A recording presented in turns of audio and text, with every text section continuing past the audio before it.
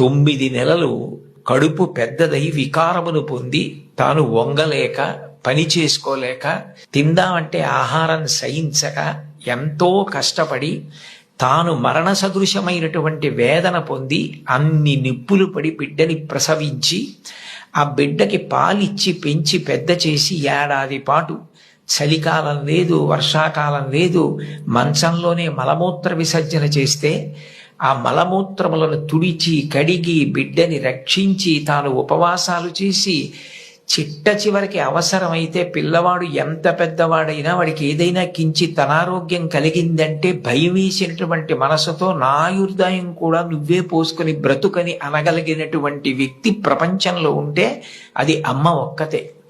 అందుకే అమ్మ లాంటి ప్రాణి లోకంలో లేదు.